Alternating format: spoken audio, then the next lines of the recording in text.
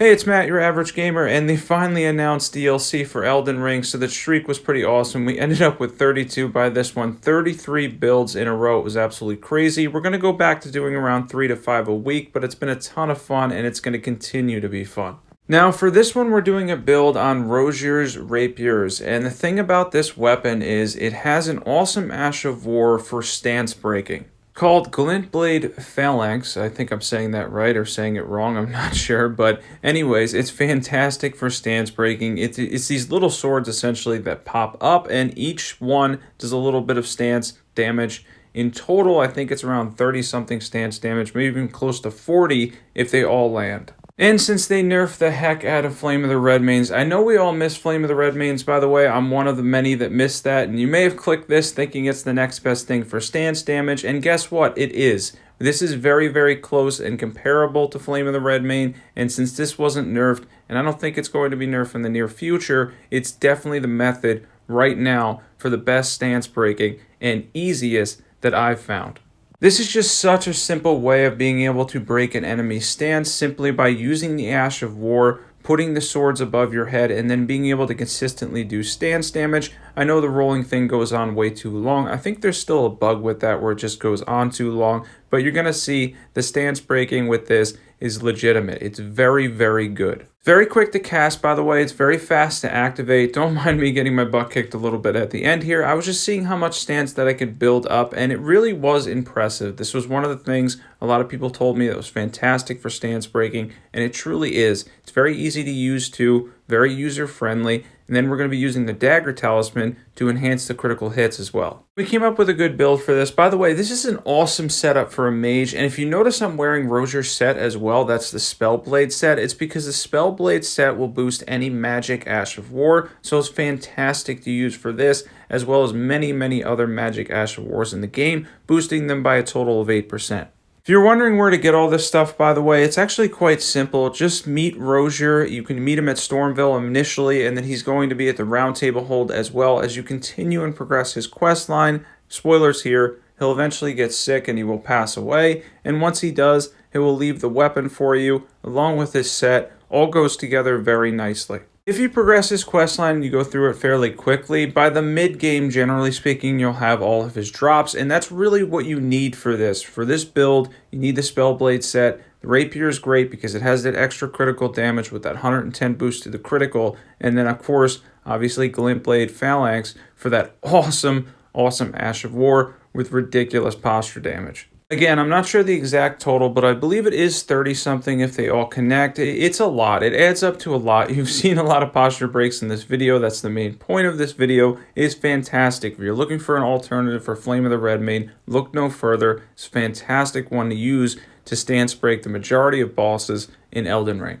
And it really is something that is very user-friendly too. You're going to get used to this very quickly. Once you start using this, the activation, the Ash of War itself, and then Rogier's Rapier, which I have for magic damage, I actually have it on magic, it does pretty good damage too. It's a quick weapon, obviously, quite fast, and the fact that there's a follow-up with the Ash of War that can do even a little more stance damage as well.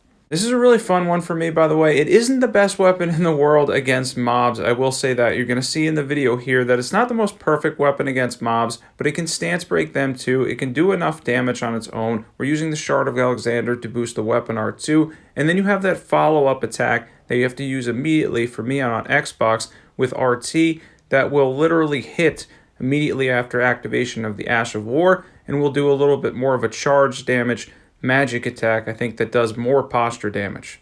So consistently good across the board, but a little less so against mobs, as you can see here. We're still able to do a lot of damage to them though, and if you are hitting them and they're not dying, they're going to stance break too. That's the other thing about it, because mobs obviously have less stance, and then you can finish them off with a critical hit as well. This I know, by the way, as far as just testing this at Gatefront, it is definitely one of those things that shines a little bit more on bosses, because we're able to stance break some of the larger bosses, the big bosses in the game, and it's really fantastic at doing that. If you're looking for a way to posture break, this is definitely the new way, the go-to. It really is ridiculously overpowered in how quickly it can posture break. And for your lovely NPC invaders, this works fantastically too. It can be used in PvP as well because it does make them stutter. They won't stance break like normal for a critical hit, but it will make them stutter does pretty substantial damage with the stats and equipment and everything that we have here. We'll show that in a little bit. Overall, fairly good for NPC invaders. They're not much of a concern as long as you have this build. They're going to constantly be stun locked.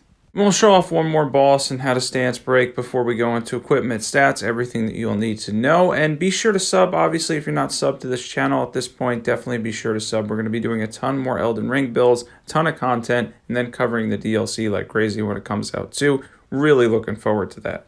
One thing to note, by the way, that I want to make a very, very good note of is the fact that when you're close to a boss or enemy, right? When you go close to an enemy with this, you always want to face forwards towards them. If you move a little bit far away, they tend to have one direction and it generally goes straight. It's not something that seems to go off if it's behind you or at your sides. So you want to, generally speaking, be in front of them to get all four of them to land quickly and then cast it again.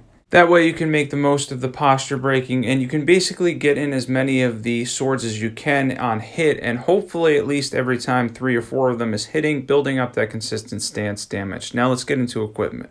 For equipment, we have Rogier's Rapier plus 24. I believe obviously you want that plus 25. I didn't have an Ancient Dragon Smithing Stone. Any seal will do. The Spellblade set will boost this. Any Magic Ash of War. Shard of Alexander. Ritual Swords Talisman. We have the Dagger Talisman to enhance those critical hits. Dragoncrest Great Shield Talisman, and then the Magic tier, and the Faith tier for buffs, or Defense tier. That one's up to you. Now let's get into stats for this. For stats for this, I did this on a 150 character, so it's fairly straightforward. But I went for the minimum weapon requirements, and then I went for 60 intelligence to boost our Ash of War, while also boosting Rogier's Rapier, which now we're scaling with magic, because we went for the magic affinity to get that damage out of it, and to kind of go for the whole Spellblade Rogier type set. Yeah, I really like the way the stats came out for this one. This is definitely something if you want to go directly for the stats. We were able to get enough vigor and stuff as well. I generally go for at least 50 vigor in my videos now. Overall, though, pretty good stats. Now let's get into buffs.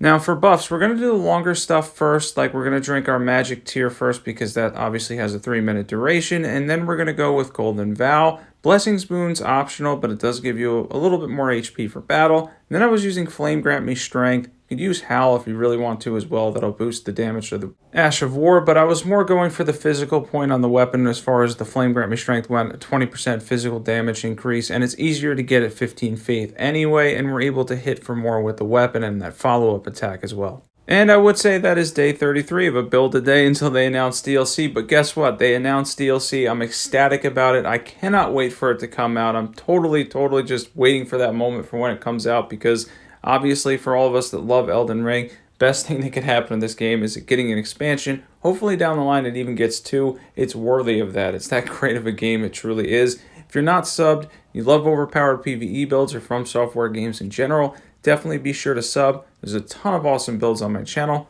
Thanks for watching, everybody, and I will catch you guys there.